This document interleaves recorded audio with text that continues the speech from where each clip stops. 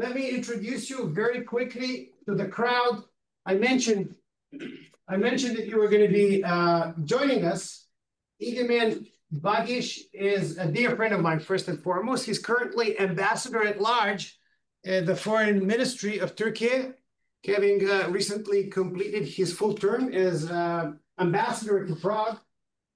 But before that, he was minister in the government of Turkey at a time when I was minister. That's how he and I know each other. He was minister in charge of EU affairs and also a chief negotiator of Turkey in the process of EU accession. But prior to that, and perhaps interestingly, because of everything that I have spoken about the Middle East, in which your country, Egemen, has played a very, very significant role over many centuries. Egemen was one of the top political advisors to President Erdogan from 2002 to 2009. He worked very closely with the president before becoming a member of the government. He was a member of the parliament in Turkey. He is still government employee, being ambassador in the Turkish Foreign Ministry, but he's also devoting increasing amount of his time to teaching in various universities in Turkey, and we're exceptionally grateful for your presence. Egemen, we're talking about a Middle East, and one of the three most significant actors historically in the Middle East has been your country, and we picked you to be our guest lecturers. Thank you very much for joining us.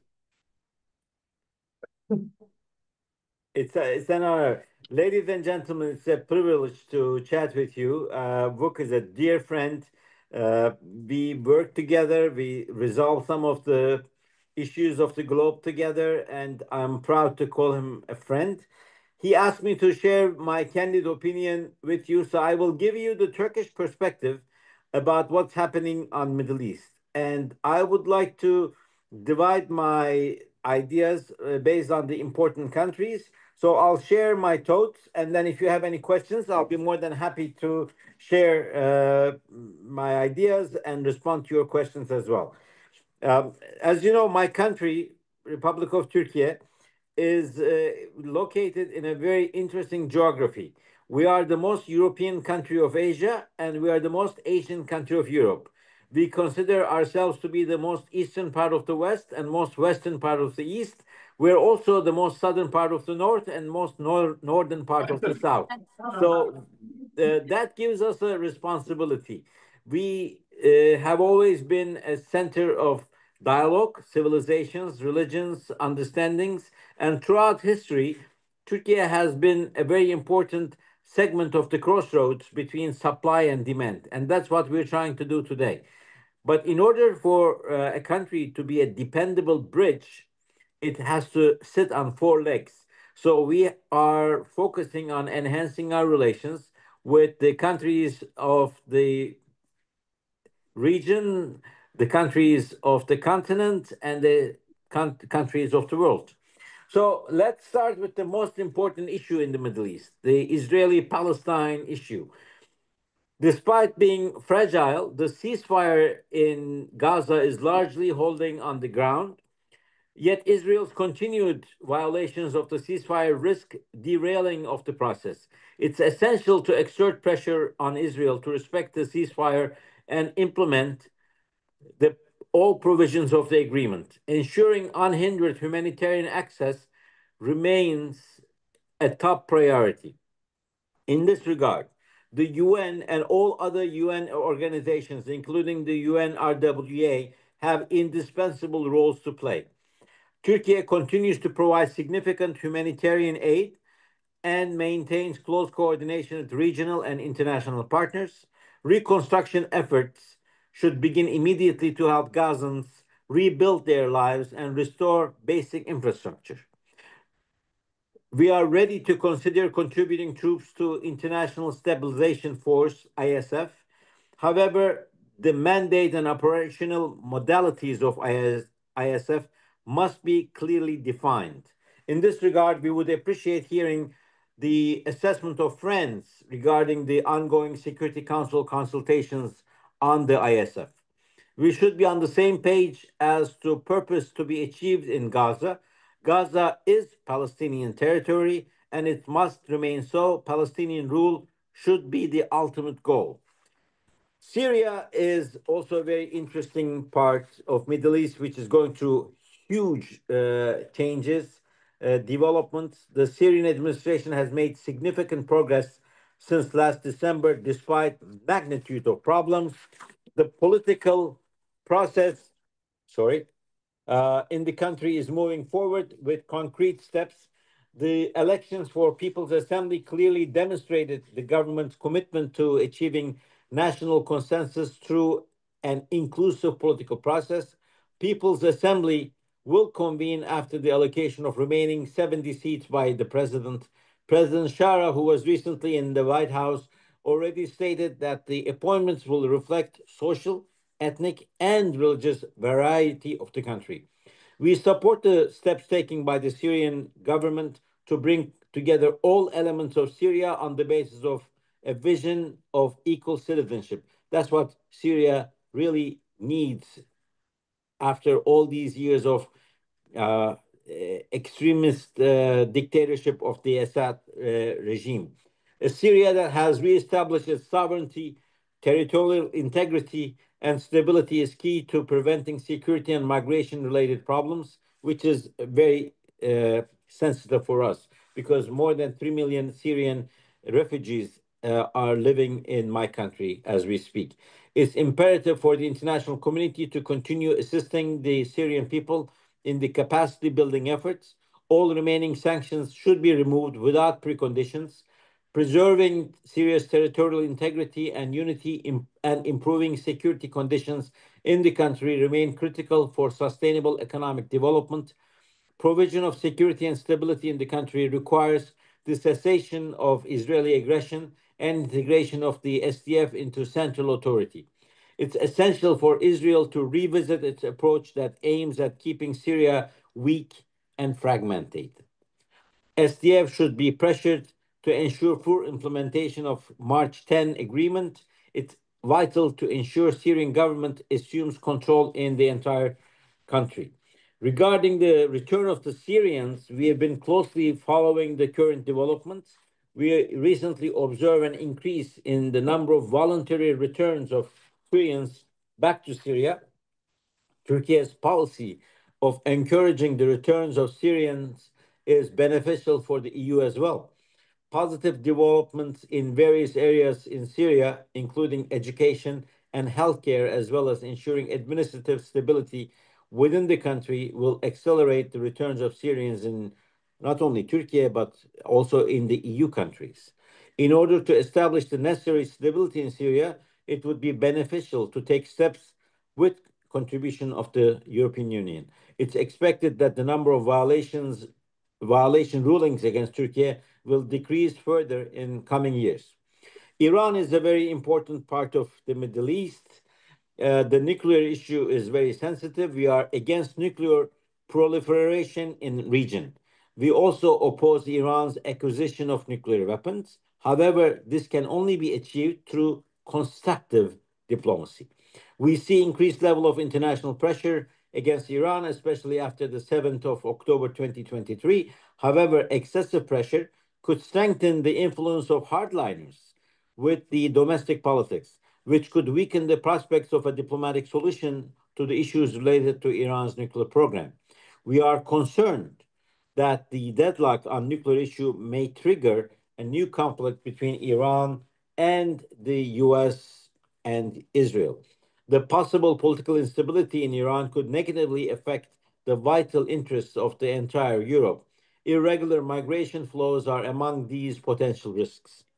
Therefore, even with the return of UN sanctions, keeping dialogue with channels open with Iran may be beneficial for all parties. Regarding the stability in Iran, it's very sensitive for us. Therefore, even with the return of UN sanctions, keeping dialogue channels open with Iran may be beneficial for all parties. Military action against Iran would bring only slight chances at enormous strategic costs. We encourage both Iran and US to restart negotiations as this is the only tool for resolving the nuclear issue.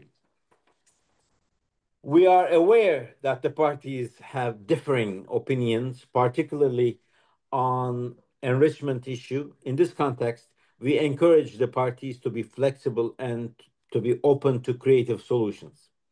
Iraq is also a very interesting country in the Middle East, in our neighborhood.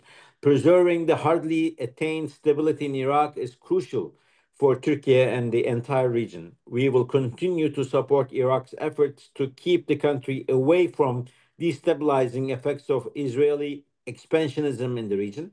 Meanwhile, Iran-backed militias in Iraq continue to be another cause of concern. Iraq should remain focused on its positive agenda and continue reintegrating with the region, including Syria. To this end, we keep encouraging Baghdad and Damascus to build a constructive engagement based on mutual trust. Our support to Iraq's Development Road project remains firm.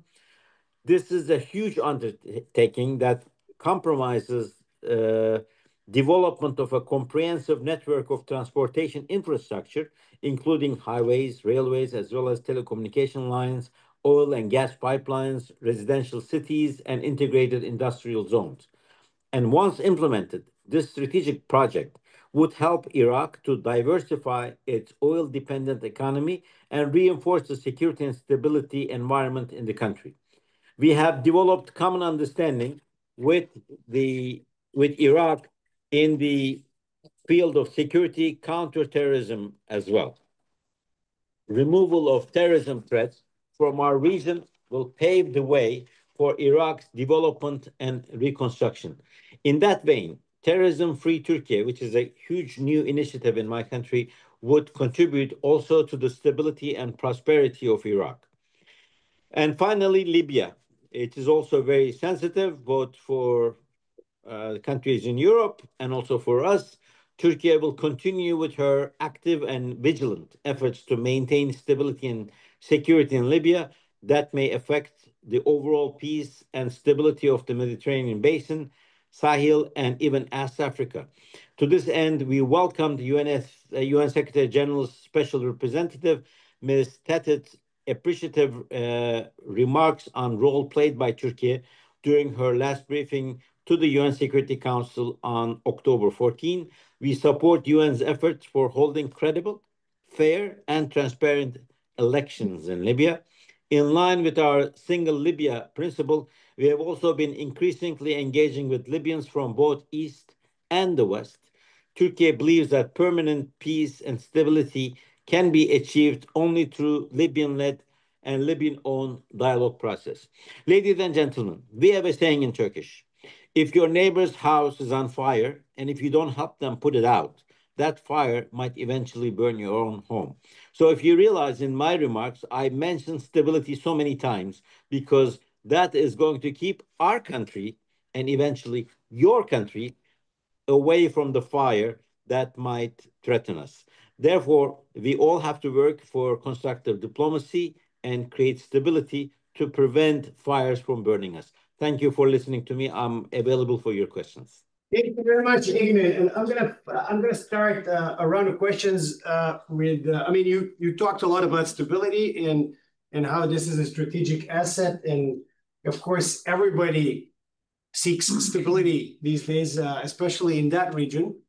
There is an important visit coming up of the Saudi leader, MBS. He's going to Washington.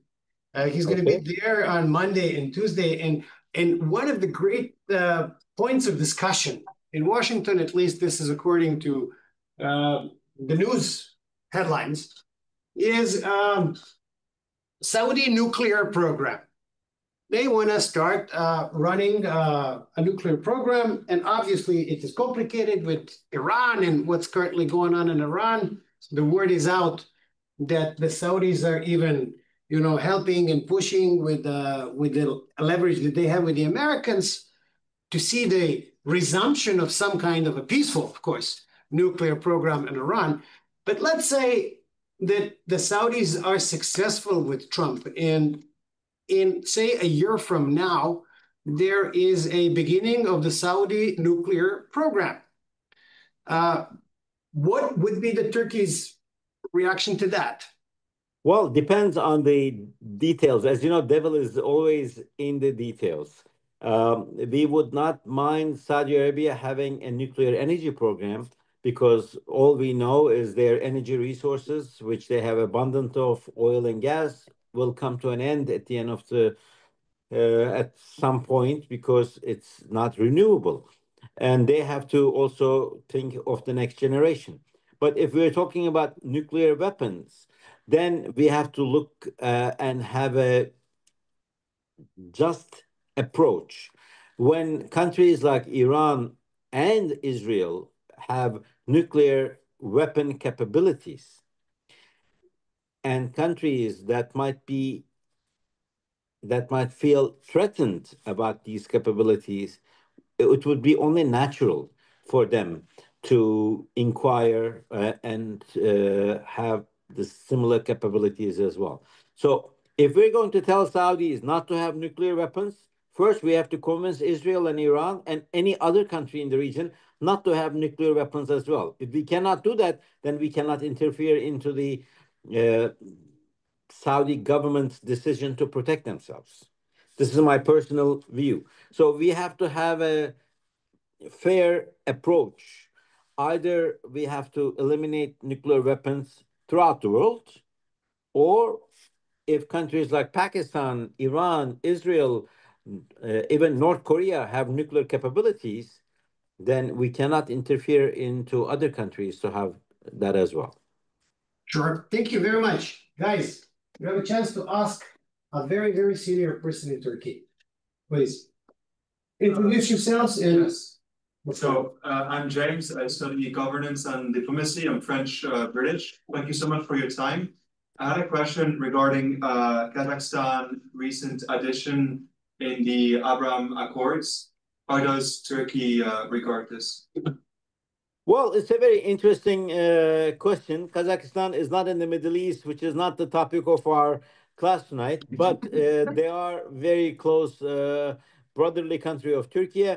And Kazakhstan has always supported coexistence of different religions, faiths, cultures, and even in the times of their previous president and also President Tokayev has been very important. And he's trying to keep a balance in terms of his country's relations, both with Moscow and Washington and Brussels and Ankara and so forth. Uh, it's very interesting, but in essence, what needs to be done right now is to put an end to the bloodshed in Gaza.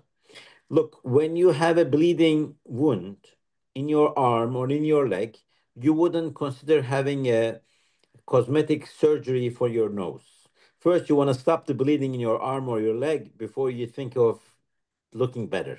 Right now, there is a huge bleeding going on in the Middle East. It's called Palestine. More than 70,000 people have been butchered by Israel. Uh, and we have to stop the fight and we have to provide humanitarian assistance. Not all 70,000 people who've been killed can be considered Hamas members because 70% of them are kids and women. So realistically, there is a tragedy, if not a genocide, going on, and we have to stop that.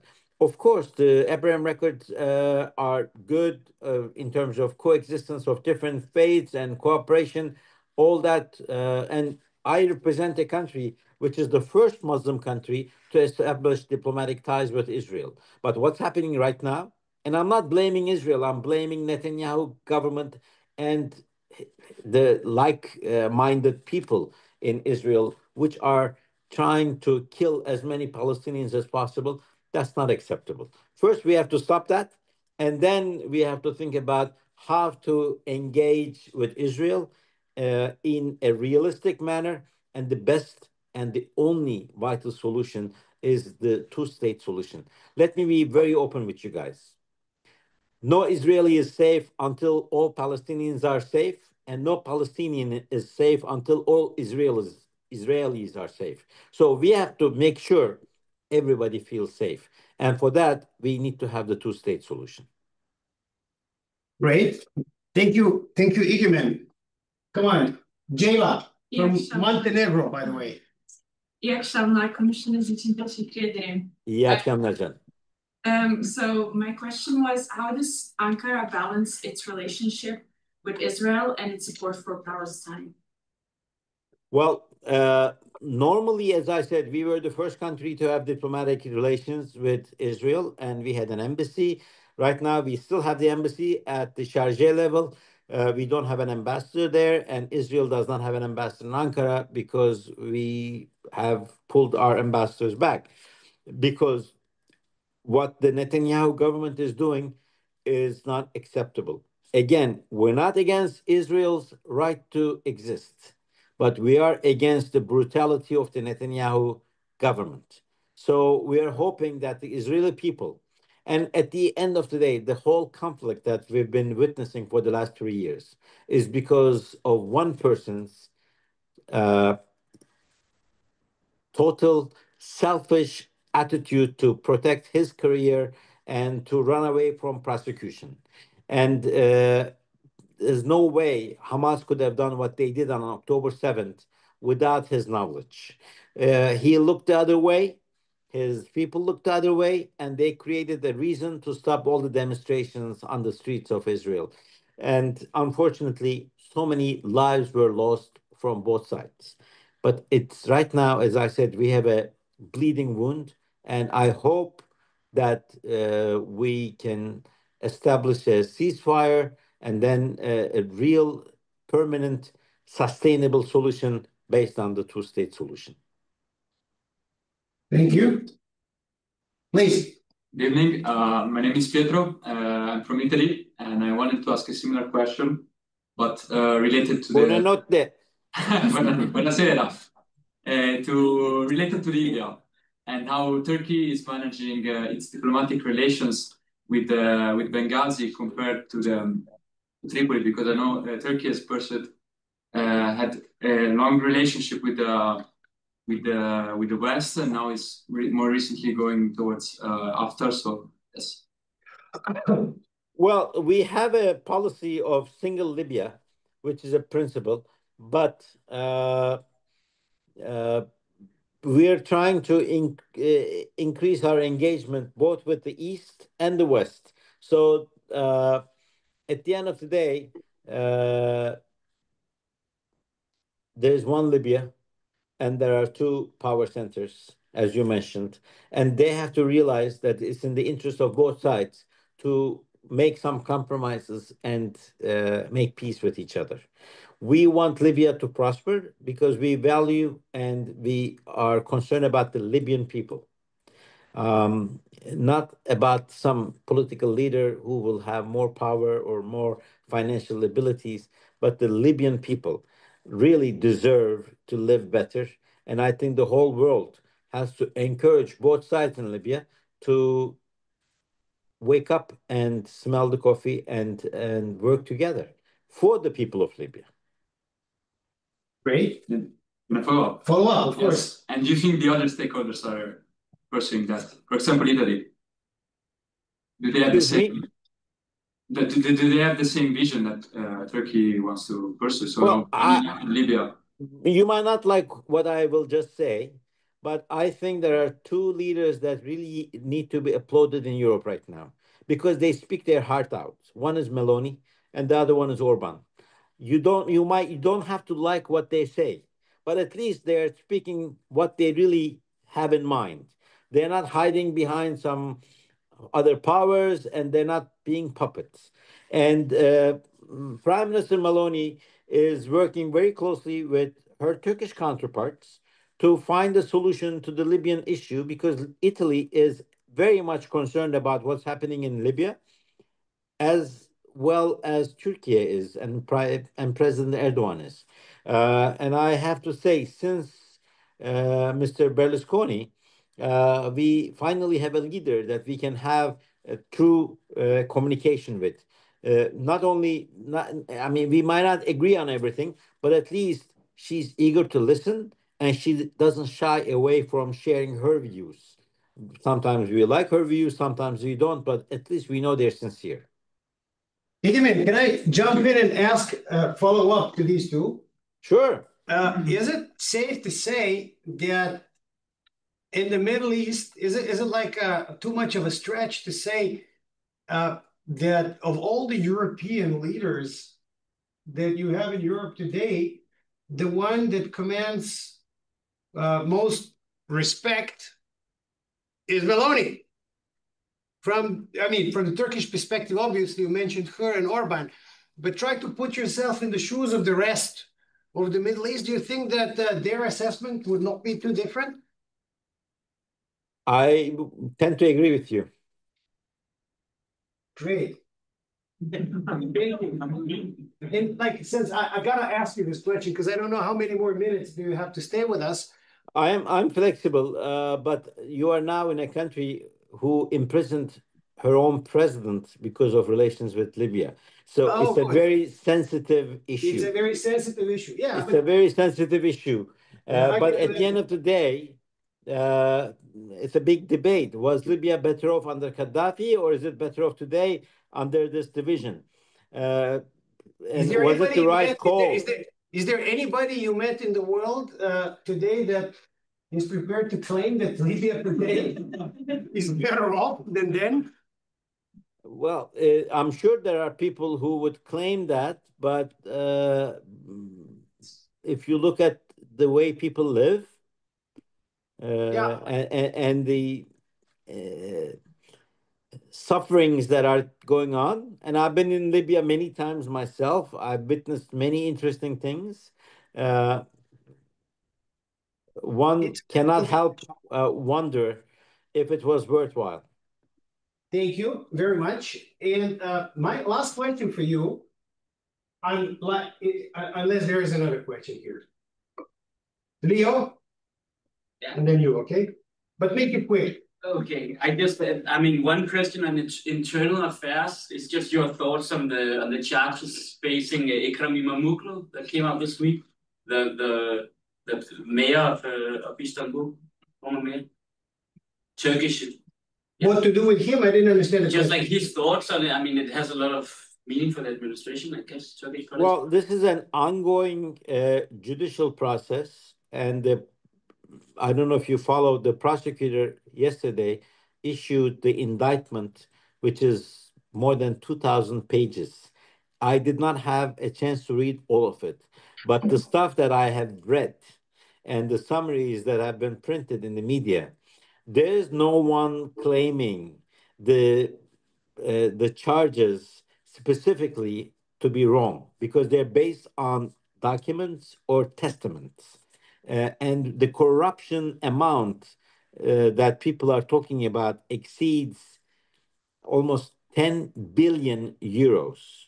There is no country in the world that would look the other way to such a huge corruption if they were faced. This is public money we're talking about. So we have to let the judicial process continue.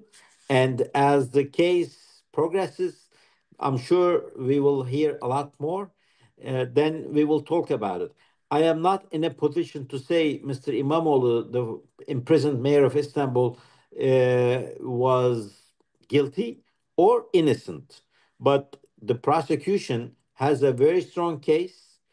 It's up to his lawyers, his defense team, to prove the prosecution wrong. Well, since I'm a practitioner of foreign affairs and no longer a diplomat, I can tell you that you go short on him. You don't go long on him, given what is currently going on. The last question. Yes, thank you, Ambassador Bağış, for joining the course tonight. I'm Daniel from Germany. And my question concerns a potentially very relevant topic for the future of the Middle East, which is China's involvement, interest, and potential role in the region. For example, through the normalization between Iran and Saudi Arabia over the finish line, it has established a very real diplomatic footprint. It has voiced opinions that have gotten great resonance from some local regional actors. What do you see as the potential role and interest that China will play in the future of the Middle East? Look, China is a very important global force, and they are gaining more and more ground in international affairs. And when the whole world was trying to invest in automation and robotics, China invested in their own people. And as we all know, the most controlled society in the world is the Chinese population. Everybody lives under their QR code and they're very well organized. It's very hard to compete with China, and they are up and coming, not only in the Middle East, but throughout the world. They are very important actors and they deserve the due respect. And we have to use constructive diplomacy to make sure that we can build a future in our relations with China. Thank you very much, Egemen. And also with India. The only force that will be able to balance China in the long run is going to be India, because their population is going to exceed the population of China, if it already has not. And economically and technologically, they are also in a position to challenge. So the shift of power is so obvious that Europe and US is not going to be the leading forces, but India and China. So there's a shift to Asia, and we have to realize this, and we have to accept it, and we have to plan for it. Egemen, coming from a very, very high-level Turkish official who was in charge of the accession negotiations, it's a very strong statement. Tomorrow, we are going to have a lecture on China. Tomorrow morning is our lecture on China, and like you, we are going to have a very prominent Asian joining us for the lecture, who I think is going to say things along the lines that you mentioned, but it's very, resonating coming out of you. Look, you've known me for almost 20 years. I prefer to be a realist than a dreamist. What I say is not wishful thinking, is what my sincere analysis is. And I think your students deserve sincere answers, not political ones. Thank you, Egemen. You have been exceptional as always. I'm enormously grateful to you. I look forward to seeing you soon in Turkey or elsewhere. Good luck with the rest of your commitments for this evening. We truly appreciate the fact that you stepped out of your commitments and joined us. And please come next year and be a guest live. Well, thank you very much. And I want to express an invitation to all your students. You're always welcome to come to Istanbul. If any of you come, please get my number from Vuk. I'll be happy to share a cup of Turkish coffee with all of you. And I will be in Paris on the 21st and for an exhibition opening of a very prominent Turkish artist who's opening an exhibition in Paris.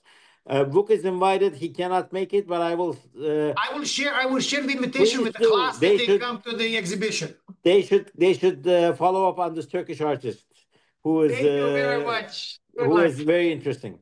All right, guys. Thank you.